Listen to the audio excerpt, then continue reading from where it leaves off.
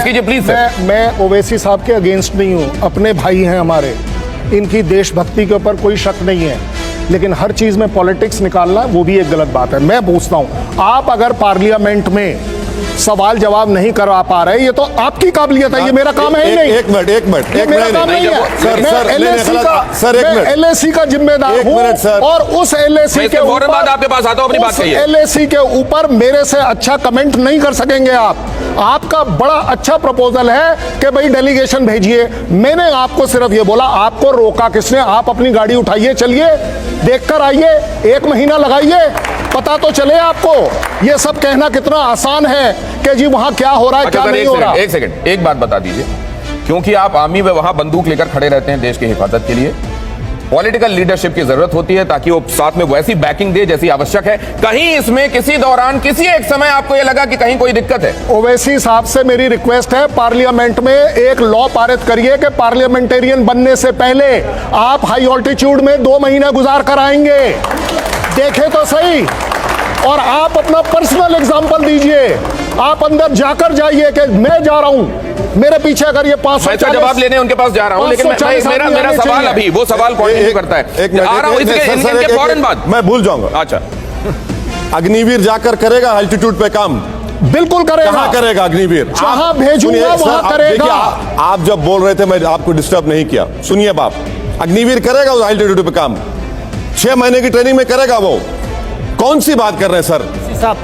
मत बोलिए साहब। अच्छा, दूसरी बात कर दी सर, एक मुझे नहीं करे, वो एक अलग प्रॉब्लम है, हम लोग उस पर हम लोग बोलते हैं ना। सर सुनिए, एक मिनट, मुझे बोल लीजिए। चलिए, अग्निवीर का नहीं जिक्र निकालेंगे। पार्लियामेंट में सरकार क्यों नहीं डिबेट करवाना चाह रही है? वो आप लोग, आपका प्रॉब्लम है। अरे आपसे नहीं पूछ रहा हूँ, मैं आपसे नहीं पूछ रहा हूँ, मैं सर आपको बोल ही नहीं रहा हूँ।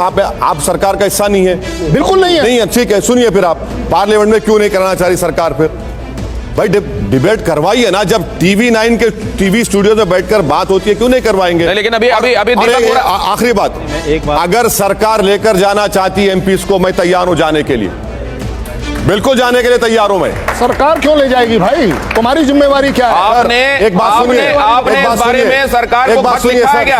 सर कम से कम आप इस तरह की बात मत करिए। खत मांगो। डेमचौक कहां पर है? हाँ, यांगसी कहां पर है? आप लेके जाएंगे मुझे? चलिए, मैं चलने तैयार हूं। आप लेके जाएंगे मुझे? आप लेके जाएंगे मुझे? मैं लेके जाऊंगा। चलिए तय करिए, चलिए बनाइए प्रोग्राम। देखिए, मैं एक बात सुनिए, और एक बात सुनिए, एक मिनट ठहरिए सर, एक मिनट दिनेश भाई, एक मिनट। अरुणाचल प्रदेश में आपका रिपोर्टर गया, ऐसे ही चले गया वो? परमिशन लिया नहीं लिया? वो तो आप भी तवांग को जाने के लिए परमिशन लेना पड़ता नहीं पड़ता एक नागरिक को? भारत, आप ये बताइए, आपने लेटर लिखा है क्या? सरकार को लेटर लिखा है क्या उस जगह जाने के लिए? मैं पिछले 1.5 साल से कह रहा हूं। आप कह रहे हैं आपने औपचारिक रूप से इस बारे में मांग रखी है क्या सरकार के सामने? हम अभी खबर चलाते हैं कि असदुद्दीन ओवैसी ने मांग रखी है, औपचारिक रूप से लेटर लिख के मांग रखी है, आप बताइए। अरे मैं कह रहा हूं ना, मैं जाने तैयार हूं, लेके चलो मुझे, मैं देखना चाह रहा हूं क्या हो रहा है वहां पर। मैं जाने तैयार हूं, मैं जाने तैयार हूं। अभी आप यहां से पार्लियामेंट जाने वाले हैं, आप वहां जाकर ये बात कहने वाले हैं? एक बात सुनिए, नरेंद्र मोदी के लोग आपके ऑफिस में बैठे हुए हैं, ये आपका परसेप्शन हो सकता है। ये वही है, नहीं यही है, इसी परसेप्शन की बात हो रही है। मेरी बात सुनिए, सुन रहे हैं भाई? अब उनकी बात नहीं पहुंचेगी क्या?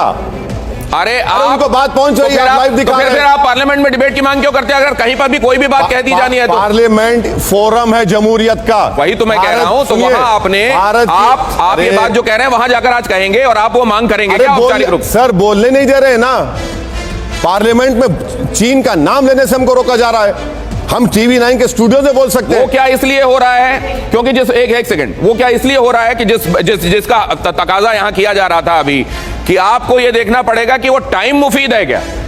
आपका प्रश्न क्या है? मेरा सवाल यह है कि वो कह रहे हैं कि इन बातों पर जवाब दिया जाना चाहिए और वो अपने स्पेसिफिक क्वेश्चंस भी रख रहे हैं और वो ये कह रहे हैं कि हमको ले जाया जाना चाहिए वहां डेलीगेशन को। ये तमाम बातें जो हैं, क्या ये टाइमिंग के हिसाब से, जो टाइमिंग फैक्टर आप कह रहे थे, आप इसको मुफीद पाते हैं? इनको कौन रोक रहा है वहां जाने से? विदेश सेवा में जब हम ज्वाइन करते हैं, हम मिलिट्री अटैचमेंट करते हैं, मिलिट्री ऑफिसर्स मेरे मंत्रालय में है, बहुत क्लोज कोऑर्डिनेशन है। भारत का कोई भी नागरिक जा करता है, मैं जाना चाहता हूं, मुझे परमिशन दो, मिल जाएगी। क्या दिक्कत क्या है मुझे समझ नहीं आ रही। ये टाइमिंग क्यों, जब स्थिति जो है अनस्टेबल है? क्या अनस्टेबल है सर? नॉर्मल सिचुएशन में क्यों नहीं? क्या अनस्टेबल है बताइए? क्या अनस्टेबल है बताइए? आप क्या अनस्टेबल है बताइए सर? सब्सटेंशिएट करिए आप, कौन सा अनस्टेबल है बताइए आप? आप ही ने कहा है कहां अनस्टेबल है? कहाँ है अनस्टेबल? कहाँ है? कहाँ है बताए अनस्टेबल? कहाँ है अनस्टेबल बताइए? कहाँ है बताइए? असदुद्दीन ओवैसी कह रहे हैं अनस्टेबल नहीं है। कहाँ है बताइए? इस बारे में भी एक बार ताली हो जाना चाहिए कि अनस्टेबल नहीं है। एक सुनिए, चीन घुस रहा है। एक बात समझिए आप लोग, जो जितना मुझे नॉलेज है ना, अगर अरुणाचल प्रदेश में इसी तरह के तमाशे होते रहेंगे, याद रखिए आप, और जिस तरीके से डोकलाम में ब्रिज बन रहा है, सिलीगुड़ी कॉरिडोर तक आ जाएगा चीन, तो चिकन नेक से खुदा ना खास्ता हम लोग खतरा पैदा होगा। What come on, what come on, what come on. तो एक बार ये स्पष्ट हो जाना चाहिए। असदुद्दीन ओवैसी ये कह रहे हैं कि मैं एक पार्लियामेंटेरियन हूं, जनता का चुना हुआ नुमाइंदा हूं, और अगर जनता के सवाल लेकर मैं जाता हूं और पूछता हूं तो इसमें ऐतराज क्या होना चाहिए। साथ में टाइमिंग की बात कही जा रही है। अब इन दोनों बातों को समझते हैं जनरल दयाल। देखिए, मैं पॉलिटिक्स में इन्वॉल्व नहीं होना चाहता, लेकिन मैं एक बात मानता हूं, भारत एक डेमोक्रेटिक कंट्री है और डेमोक्रेसी की स्ट्रेंथ यूज करना हमें आना चाहिए। डेमोक्रेसी में बहुत स्ट्रेंथ है भाई, और डेमोक्रेसी की स्ट्रेंथ जब आप यूज नहीं करोगे तो चाइना आपके डिफरेंसेस को स्प्लिट करके यूज करेगा। भारत एक डेमोक्रेसी है, इसमें डेमोक्रेसी में थिंकिंग में कुछ फॉल्ट लाइंस हैं जो चाइना एक्सप्लॉइट करता है, और 2-3 दिन से चाइनीज एम्बेसडर शाम को हर रोज केक खा के सो रहे कि हमने एक छोटा सा इंसिडेंट किया, या सारा देश जो है इसी मुद्दे पर लगा हुआ है, ये एक दूसरे को गाली गलौज दे। मेरा मानना ये है कि डेमोक्रेसी में एक स्ट्रेंथ है और उसकी बेसिक स्ट्रेंथ पार्लियामेंट है। सर, और अगर आप मेरे से रियल कमेंट पूछना चाहते हो तो मेरा मानना यह है कि पार्लियामेंट के अंदर कोई झूठ बोलने का मौका नहीं है। अगर भारतीय डेमोक्रेसी को बड़ा बनना है तो ऑन फ्लोर ऑफ पार्लियामेंट कोई झूठ नहीं बोल सकता। जो पार्लियामेंट्रियन झूठ बोलता है, देशवासियों उसको अगली बार बिल्कुल वोट मत दो। लोकतंत्र का